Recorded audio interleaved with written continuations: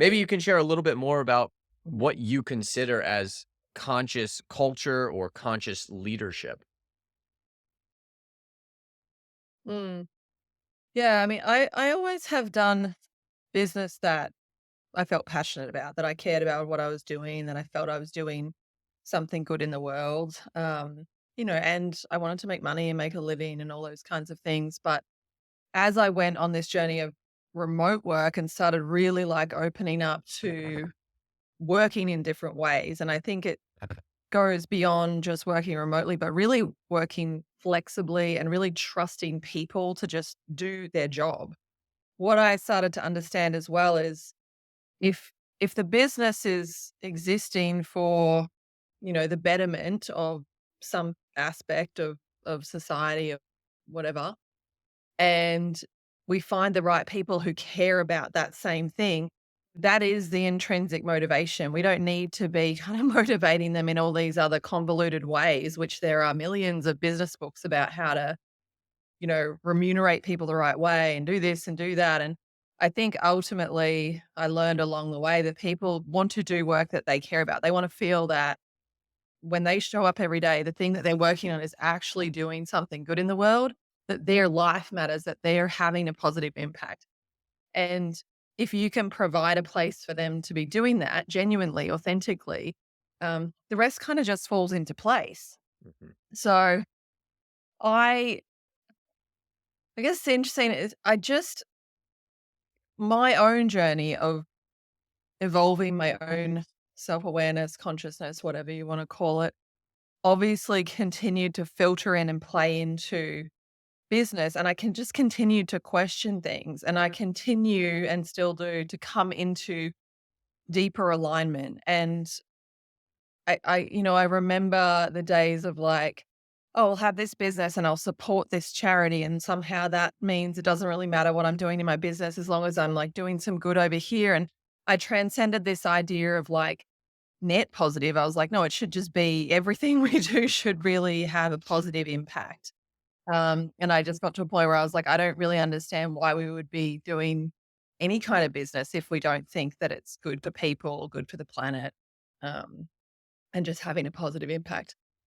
Obviously, the whole entire world is not in that place, but it is beautiful to see that there is a shift and a transition and a trend toward that. I mean, the question that I asked myself and that I pose to people is if you can't make a living, make money, make whatever that kind of reciprocal energy that you experience with the world, if you can do that while contributing in a positive way, why would you not? Like, it's not, you don't have to choose. You can for sure be rewarded financially or whatever means makes sense to you in your mind for doing things well. And I think that was an idea that was, at one point that idea didn't exist. It sort of felt like, well, you do this over here, you go to work, you do your business or whatever to make money so that you can go and follow your passion and do good in the world over here. And that's just a limit. That's just not truth. Like anything that we do, we can be rewarded. And in fact, I think more reciprocally, I think that, the natural laws actually support us doing good in the world. Like that's nature, I think, is the reciprocation of doing good. Right. So I hope that the world is evolving more in that direction, but I really think that that's what it is for me. It's thinking about everything we're doing in business and is this actually serving? What's important to point out, and this is probably a big rabbit hole conversation, but our current systems and structures aren't necessarily set up to, like, if you are operating within the legal frameworks that exist, technically most companies' constitutions actually say, you exist to make a profit for shareholders, and that is the most important thing.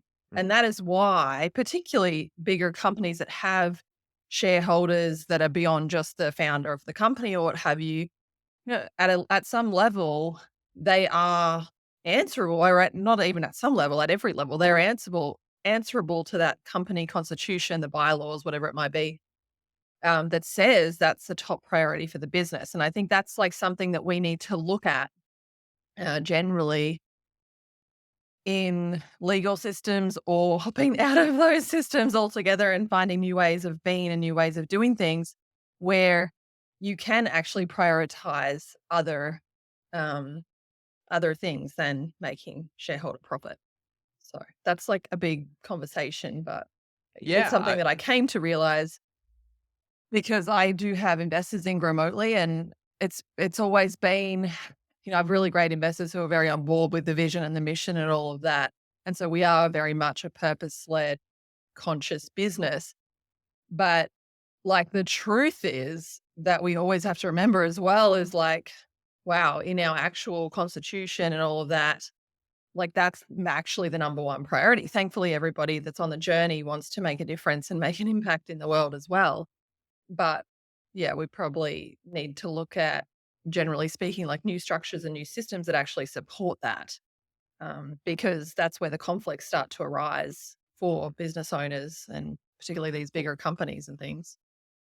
yeah. Would you be? I think we should go down that rabbit hole and and kind of, kind of see if we can just parse out some different ideas that might be options as far as how do we replace this system of shareholder beholdenness of every single company. And again, Mhm, I think what capitalism has done very well is it's figured out how to distribute capital to places that need the capital, the areas that need the capital. mhm, What has kind of seemed to have gone wrong is that the profits are the only driver for where that capital is going, instead of taking a little bit more of a holistic approach and saying, is this good for society? Is this good for the population that it is being used for? Is it good for the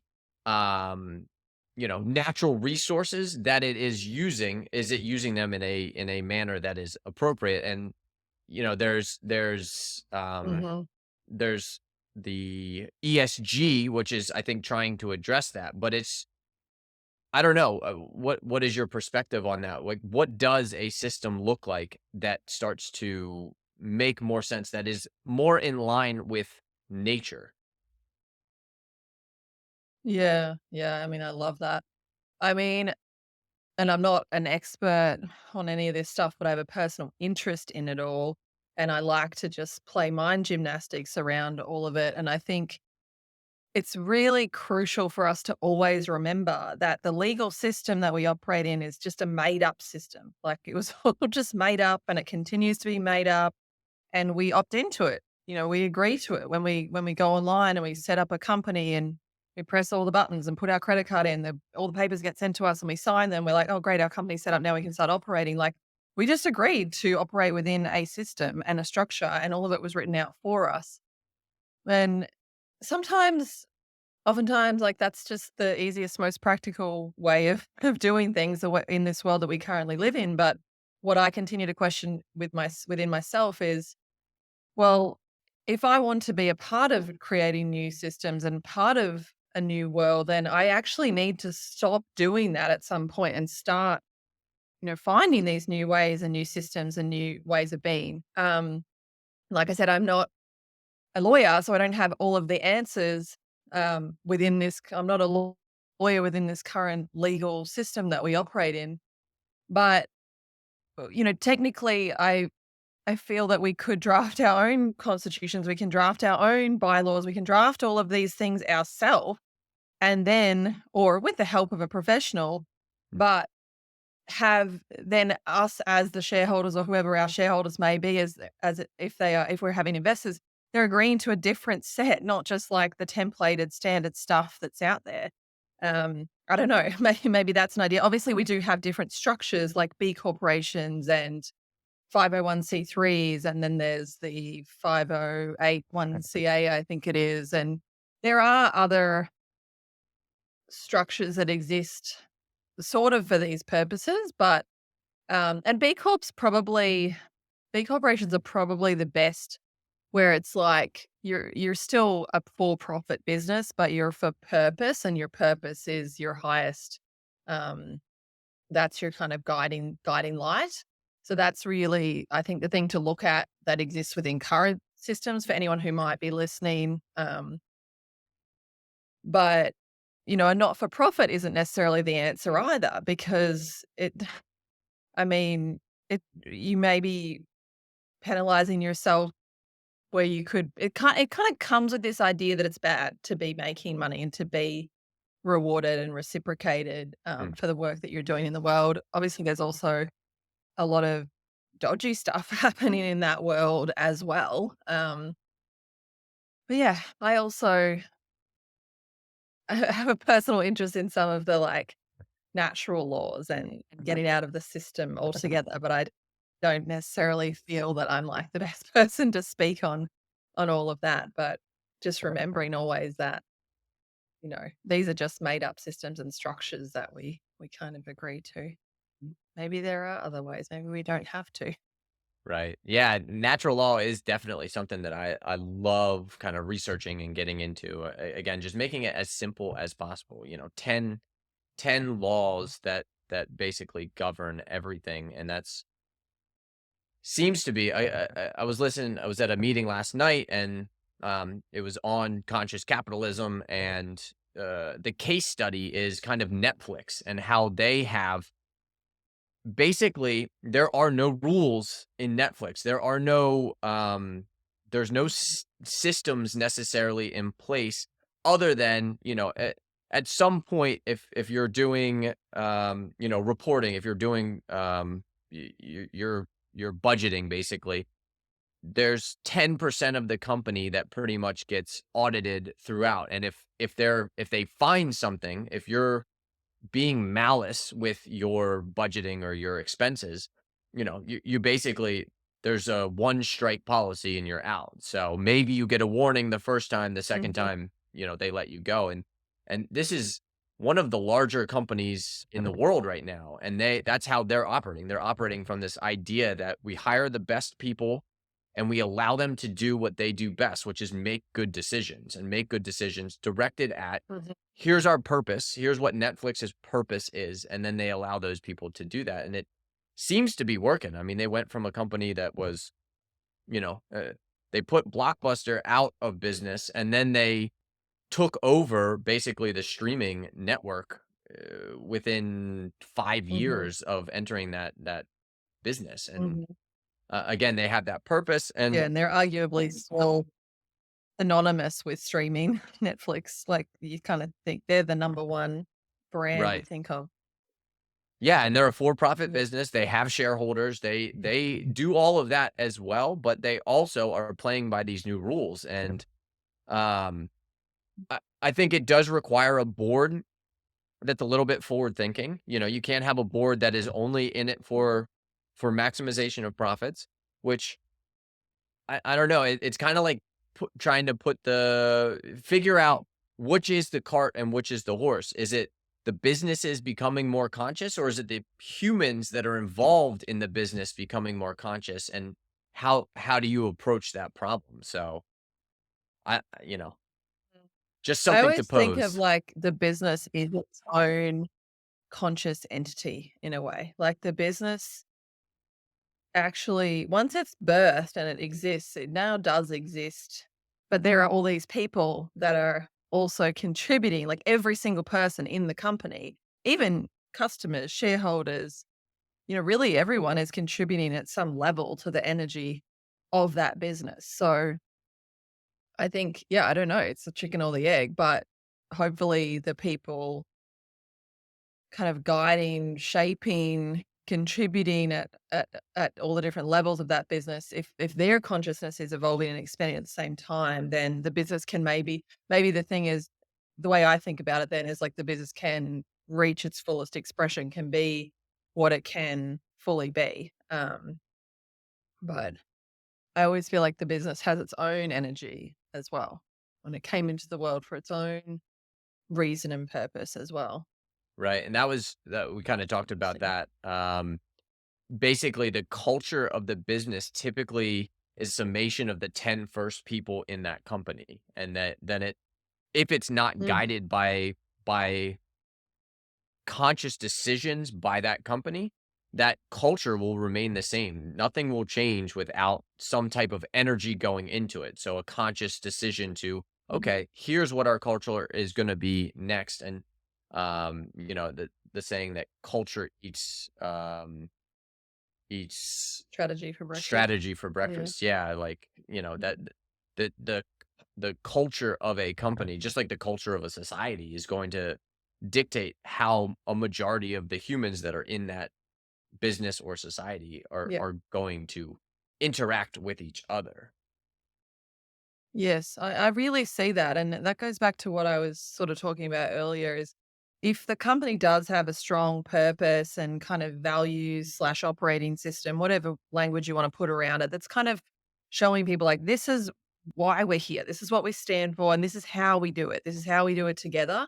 People can be very free within that container to bring their genius. And to bring everything they are. And so that you don't need to be strategically motivating them or what have you. Like they'll just show up and it's like, this is where we're going. This is why we're going there. And this is how we do it. People can go on that journey and be a part of it. And I think that's really where culture does eat strategy for breakfast because like arguably, I mean, I have a strategic mind. I've been an entrepreneur for nearly 20 years. Like I could go into anybody's business and just be like, probably give some kind of valuable strategic advice. I'm not gonna, whatever. I could say something. But, like, if the people that are working there don't really care about the business and what it's doing and don't really like the founder or each other or what have you, or they're just there to get their paycheck, I mean, you are basically then forcing a strategy. You're gonna meet a bunch of friction immediately and resistance because you're gonna be putting something new in place and people are already not really that engaged, and now they just have to, like, learn and do something new that's just, like, annoying for them.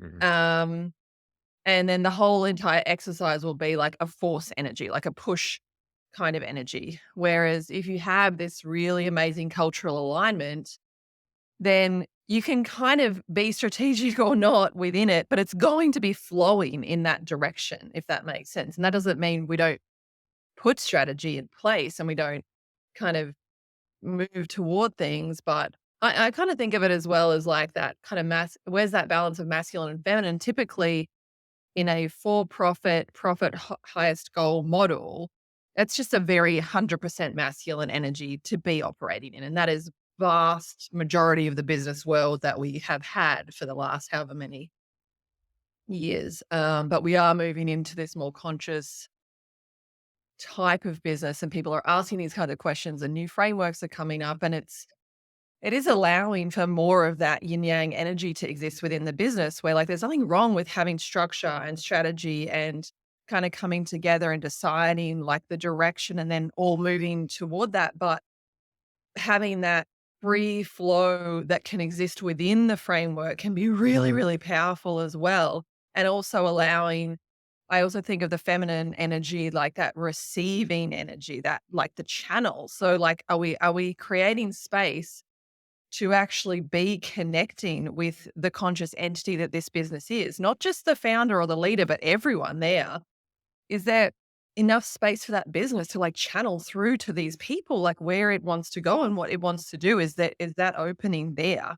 Mhm. And if we're just a 100% strategy, 100% masculine, then at some level, we're analyzing and we're interpreting, but we're not listening. We're not opening to what could come. So that's a beautiful balance that I see as a potential for the future. And I mean, presently, businesses are doing that. I think that that's what I do. I think that a lot of people are out there doing it. And that's what we're starting to see open up more balance on this plane, hopefully, of the masculine and feminine. Right. Do you But the old way is moving on as well. It's definitely holding on for sure. Now, do you see, like a clear roadmap to, let's say people start this next generation that starts businesses, the Gen Zers that are coming out of college, or they've been in the workforce for 5 years or 10 years, and they're like, all right, I don't want to do something that doesn't mean anything to me. And we see that with quiet quitting. We see that with Basically people stepping away, exiting, going to businesses that offer remote, that offer, a better work-life balance. Um, is that the way that we see that this whole thing moving, or is there still going to be room for these masculine dominated businesses, and it's going to kind of be basically two parallel systems that are going to operate for a while until maybe one wins out, and the winning out really is which system amasses the most, either profits, if that's how we're continuing to measure the success of a business, or if Mhm, people start saying, and this would go into profits, but if consumers start saying, I'm only gonna opt in to work with businesses that have a purpose, that are at least somewhat aligned with creating a more sustainable future, that are aligned with benefits for their employees, and that starts to win out over the old systems where it's more mhm. masculine based. So, what does that kind of roadmap look like to you?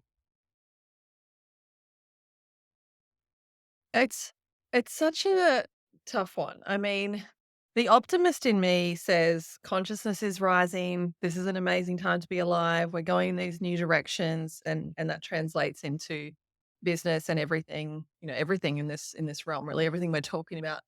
And then the other part of me goes, or are we splitting? Is that what's happening? Is there like a splitting happening where like, because do you ever have that experience where I'm sure everyone does, where you like find yourself at dinner, for example, and you're having a conversation and you're like, we're literally living in different realities here, like different universes, like it's so different Mhm. that that is the splitting. Like at some point you've split off into this different way of thinking, being, experiencing, and the people, person, environment that you are in is like in a much more denser, different reality. And I don't want to be like better or worse or anything like that, but you can recognize it because you were there, at one point, and you've taken this different path. And when I look at remote work, for example, like sometimes it feels like that, right? Like everyone kind of went off with the pandemic and went remote and everyone saw it and it was really cool. And then all of a sudden you see, yeah, this full on embrace, open, wow, we can do business so differently, everything's so different. And that's like our path forward now. And then you see this contraction of like, okay, pandemic's over, let's go back to offices, let's go back to all this. So I don't know, the optimist in me really hopes that consciousness is rising on this planet and that we are going to transcend some of these denser frequencies and vibrations and this like the victim energy and the fear energy. But and I think honestly, if I'd had this conversation a year ago, I would have been like, yes, that's what's happening. It's amazing. And I've had to make more space in my life for or in my consciousness, I guess, for like the light and the shadow, and that I don't know, maybe it always just exists, right? And I don't know like how it shows up. And maybe I, I think the patriarchy and all that is that energy is over. I mean, I had an ayahuasca ceremony where she told me, like, because I was a woman who was fighting for women's rights, and I wanted to be seen and valued the way, not as the same as a man, but I wanted to be equally valued. I wanted to be just as valuable. And I had a ceremony where she said, "You don't have to fight anymore. It's already happened. The energy has shifted. The fight is on the other side of people holding on." And that was such a beautiful, like, closing to that ceremony. It closed a chapter in my life where I just put it all down, and I said, "I don't need to worry about it anymore. I just need to be." Um, but does it become a new energy of this versus that, shadow versus light? Like, I don't know how all this stuff works. I don't know how this whole what is this life? What is all Right. of it? I don't know how it works, but I do love having these conversations. Yeah, is it just a game? Are we in this, like, the most complex video game that's ever been devised, and this is an experience? And again, there's there does seem to be fundamentally there is something above our understanding that has some say in what is happening on the planet, right? There, you could call it God, you could call it Mhm. the universe, you could call it consciousness, you could call it yourself, because again, we're all consciousness experiencing itself through a different lens, through a limited perspective. Mhm. And then we're calling ourselves separate from each other. And that's what I Mhm. think is happening on the planet. We're moving away from separation consciousness where we're all separate Just from each focus, other, yeah. and then moving into a more unified consciousness again where we don't have to have rules and regulations, and you don't shoot me because it's against the law, you don't shoot me because I am you and you Yeah. are me, right? Like it's very simple rules that we need to Mhm. have. Again, the natural laws kind of come back into that. So it is interesting, and I have this conversation with myself all the time as well. Like, is the shadow always going to be an aspect, and we just have to kind of work along and be the Mhm. good shepherd as people? And maybe it's less about the light and the dark, and it's more about the ascension together, and that's how you stop the duality, like the massive swings from back and forth. It's more, can we create a system where we're all ascending together instead of ascending at all different levels, different speeds, different rates? And that's what, for me, from my perspective, seems to be this massive breakdown in society right now, is that there's people who are ascending, whether it's spiritually, materially, they're ascending at a very different rate than everybody else is. And this is instead of going back and saying, "Hey, here's how I did it," they're just saying, "Well, forget about them. I figured mine. I got mine. I'm good to go, and I'm gonna figure out how I can hold on to as much of this as I possibly can." Because again, still Mhm. viewing things as separate. So as we go, it's kind of like that in the spiritual world as well. Like there's a bunch of people who are ascending to these high levels of spirituality who understand fundamentally what this reality is, what consciousness is, what we're experiencing, why we're here on this planet. But they're sharing and they're trying to get this information out. But for whatever reason, I don't know exactly what it is, but it's not catching on to as many people as I think a lot of those people would hope that it would. So now we have to kind of go Mhm. back into the density, back into the shadow, and again just shine our light, just be a guidepost and hope that as many people come along. But yeah, Mhm. the whole idea of the splitting of timelines definitely seems it continues to seem more and more real the further we go along into this transition, that maybe it is about this splitting of timelines, and whoever's ready to make this ascension move to another level gets to go to the next level, or chooses to go to the next level. It's not like we're picking and choosing. Like you have to do the work on yourself Mhm. to get to that next level. But again, I don't know. I wish I could say with authority. The thing that comes to me is, like you just said it, right? We have to do the work on ourselves. And uh, what what I always come back to when I think about these big picture elements and aspects, like say I'm like furious that a company would, dump oil all over here and then lie about it to their shareholders because they don't want to get caught and whatever. And then I think, well, have I ever done something that I was so ashamed of, I lied or didn't tell the person? I'm like, "Oh, yeah, I have." Mhm. It's not how I choose to live now, but it took a lot of work to integrate things that I had my own deep shame around. And even still, something will come up, and I have the courage and the bravery now to have that conversation or face that thing, but still might take me a little struggle, a little internal work to get to that point. And so I think it's also obnoxious and, um, like false to not be looking at what is within us when we're looking at what is without. Because no one, I don't know how many people really are walking around like no one's 100% light perfect from day one.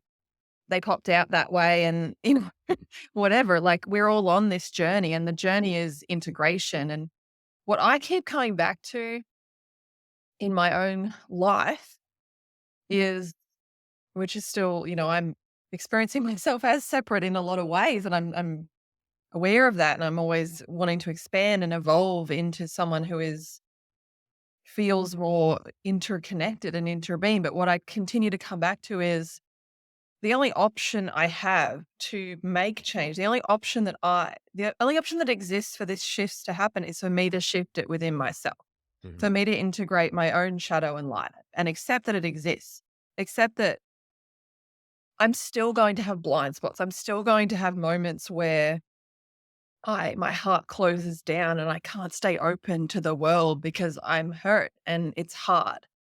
And there's no point in me running around saying everyone should be love and light and blah blah blah and just be perfect when like that's not my lived experience. Sometimes my heart shuts down. Sometimes it's really hard to open it back up again and reconnect. But that's the work.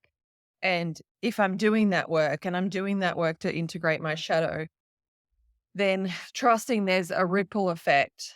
And that's like the ascension that you're talking about is that I'm evolving and growing and expanding and becoming more interconnected with everything that is as I go on that journey.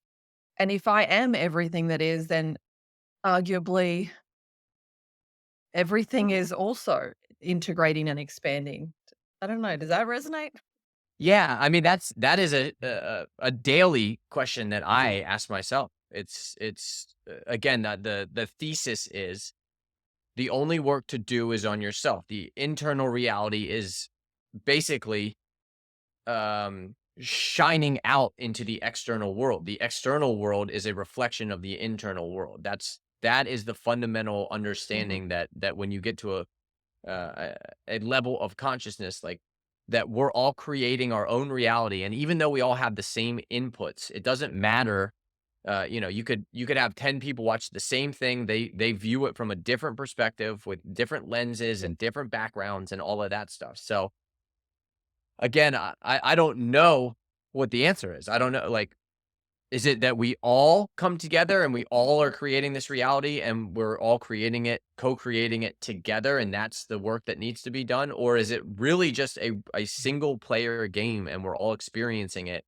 Because there's a channel called Bashar, and he talks about this pretty often, that essentially what we are doing with our human VR goggles is every second we are switching based on our vibration into a different reality, a parallel reality that exists Mhm. separate from the reality that we just experienced and separate from the reality that we're about to experience. Mhm. So if you can change and bring Mhm. your vibration into a level where you're experiencing that fundamentally day in and day out, that external reality, that reality that you're existing in begins to change. So if you can keep your vibration high enough throughout the day, no matter what happens on the external world, you keep that vibration high, you will begin to change the parallel universe, the parallel reality that you're experiencing. And this is kind of where quantum Mhm. mechanics is getting to a point where we start to understand that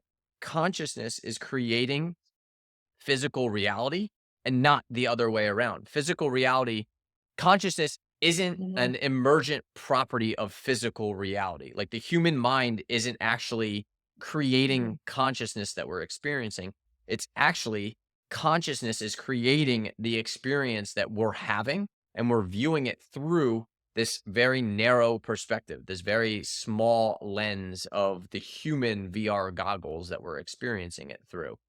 But at the fundamental level, we're just playing this video game as the totality of consciousness of universe to see, okay, how deep can we go into separation without getting sucked down into that? And then, again, with the splitting of timelines, like, do they split every once in a while just because so many have gone down a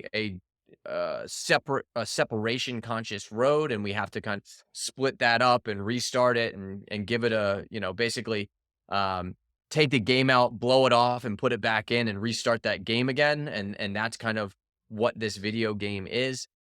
uh that's what it feels like to me right now, that we're in this period where whatever it is that is creating the reality above us is taking that video game out just like we used to with Super NES, like Super Nintendo.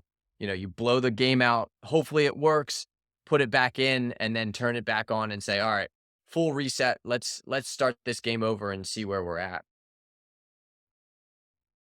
Mhm.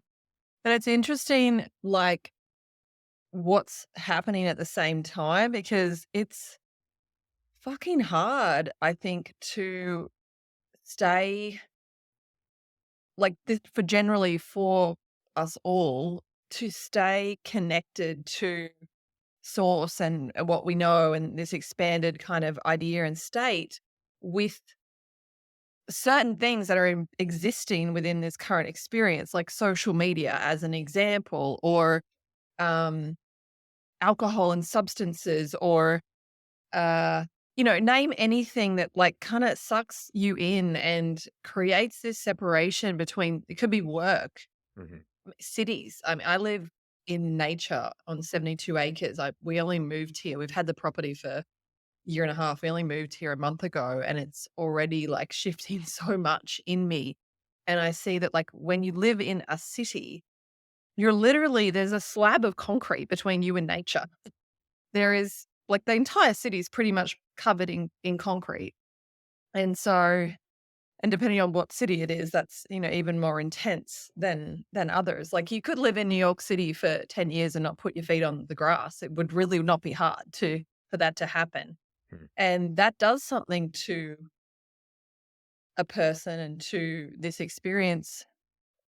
I think the antidote for so much of what we're talking about is to be in nature and remember that we are nature and there is a natural order of things. But there's so much that is sucking us into the separation and like AI and how this AI thing is like really, really crazy. Like Yeah. I have been off social media for a couple of years. I haven't watched mainstream television or news for over 10 years. I now live like a kind of hermity, not really. I travel and stuff, but I live in nature and have been like following this AI thing a little bit removed, I think, because I just haven't been as entrenched. And I'm looking at it and wondering,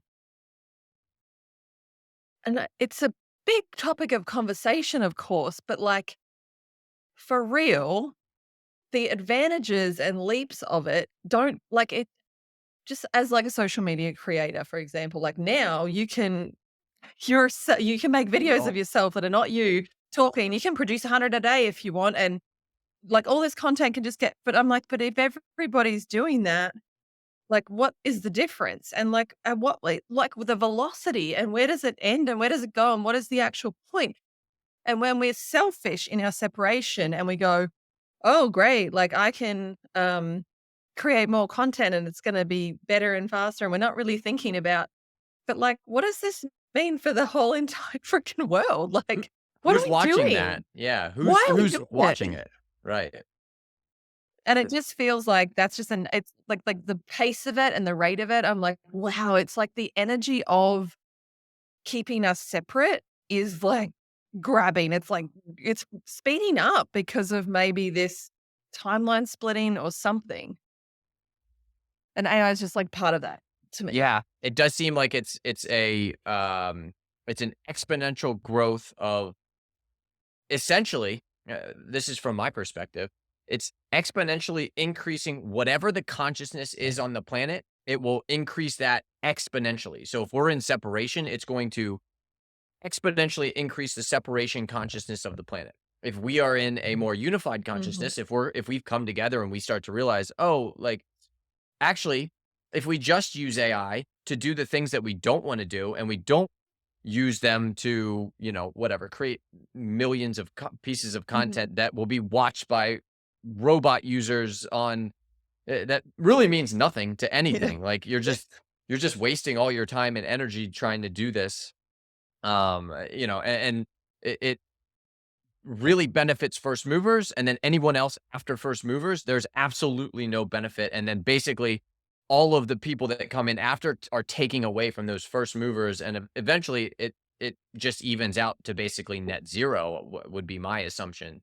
Um, but yeah, if we're conscious Mhm. of the use of AI, it can be this super powerful tool that allows us to, instead of Yeah. going to work for 40 hours a week, we go to work for 10 hours a week and we enjoy the work that we do. And we're all creating a better place, a better humanity, a better existence on the planet.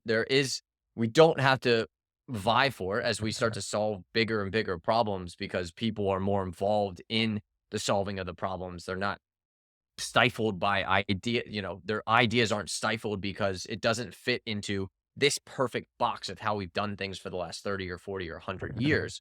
As we start to solve those problems, people can focus on what they need to focus on or what they choose to focus on. So some might be spiritual development, some might be consciousness, some might be again going to a Catholic church for 20 hours a week. We get to kind of decide what we want to spend Mhm. our time doing instead of taking, hopefully, maybe Sunday morning. And that's the only focus that we have on trying to understand why we're here, what we're doing, what the purpose of this life is, and trying to, that kind of be the focus of our existence instead of how do I, how do I get mine? And then maybe I'll focus on that kind of stuff later. Mhm. Yeah, I think that it's just also a really good way to look at of, like, expanding the energy that exists. I always think about I'm sure it was like the industrial revolution when, machines were invented and things like that, and the first thought was, like, this opportunity that people didn't have to work as hard as they had been. They didn't have Right. to, like, be manual labor and long hours, factories, and now we have, like, all this, machines that can do these things.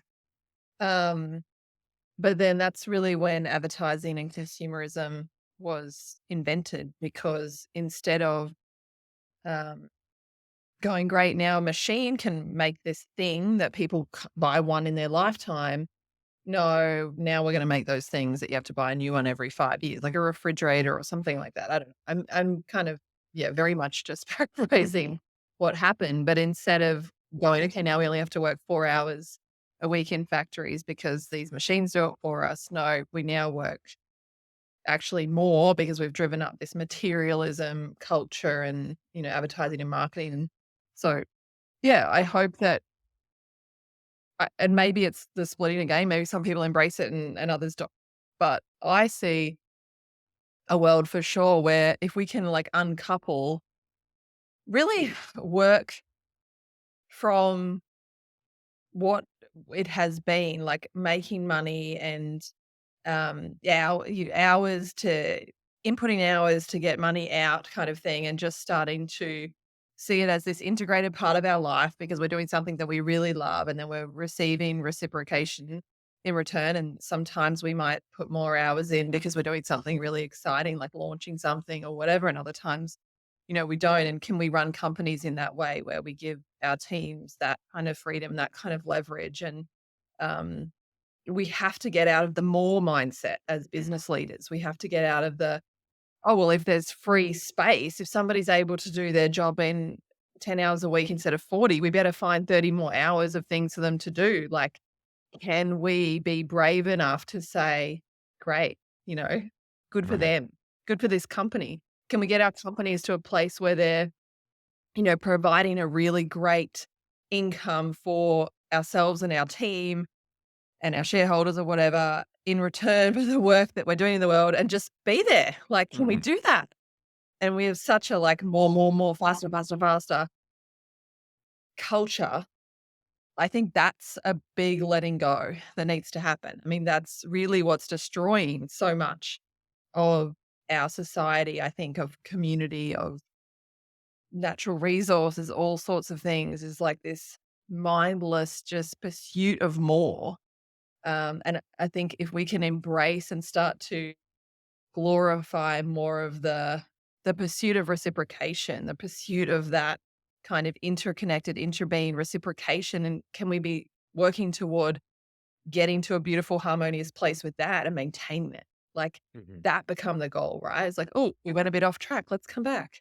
Oh, things are dragging, but, oh, we gotta pick up a bit." Like, how could that become our center? Right.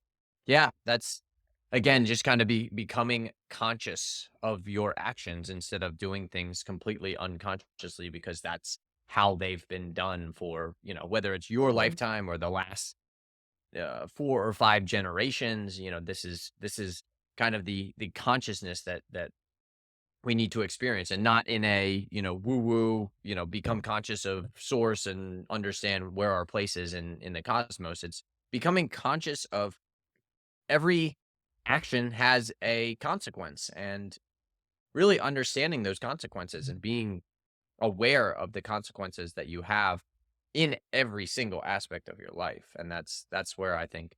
And, like, what do we really need? I think that's a really important question that we could be asking ourselves. I had a really interesting experience over the period of owning this land. We bought it um a year and a half ago or a bit more. And when we first bought it, I noticed myself having these fantasies about and imaginations about how we acquire more land. And I don't know if anyone's read the Surrender Experiment, but he talks about that. He got this land and then like 5 years later got this land and that land and now they've got all this land. And it was just all very divine. And so I was like kind of in that kind of mindset of like, oh wow, like there's some other beautiful properties around, like imagine over time, like we'll acquire them. And then I have really been diving into permaculture, and I was listening to a podcast, with or it wasn't even a podcast, it was like a recording of Bill Mollison, who is kind of the forefather of permaculture. He's from Australia, and he lived on, I think it was 100-ish acres, so similar to our size with 20 families, I think it was, and he was talking about their food forest and where all their food production was, and, they created this amazing place where they all had enough of everything, food, and, they really didn't have much money or use much money. They didn't interact with the world as much as I understand it. They asked him on the show about money, and he was like, "I don't really need it, like, we have everything." But one of the things he said in it was about the size of where the food production was 10 acres, and he said, well, I don't really need more than that. It'd be too much to, for our size community to manage. Like that's all we need. And it just changed everything in my mind. I was like, what am I fantasizing about getting more land for? Like that's just such a pre-programmed idea. I don't even know what I'm going to do with it. I'm literally going to make a food forest on like 5 or so acres of the land that we have here. Hmm. We have so much more than we need, and I started being like, "Well, we could maybe sell half of our land because we don't need it. Somebody else could use it and enjoy it." And it was like such a switch. But that's what I'm trying to embrace and embody so much more in my life is just what do I need? And get out of the unconscious striving that is just a programming of our society to keep us enslaved in the system as a robot, always striving for more because one day when we get it, everything is going to be amazing. And rather say, what less do I need? Like, what do I have enough of that I can be grateful for? And what less do I need? Hmm. Beautiful. Well, Sarah, this has been a wonderful conversation. I am very glad we got to have this today. Um, for anyone looking out for remote jobs, where can I send them to check out Grow Remotely?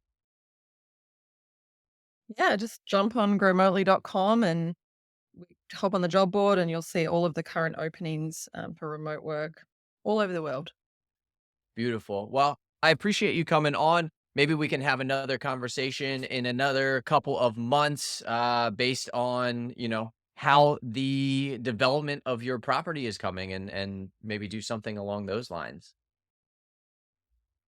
Oh, I would love to. It's definitely a passion and heart-centered place for me. So I'd love to share more about that with you. Yeah. Thanks so much for having me, Joe. It was great to be here. Yes, you too. Take care. Thank you again.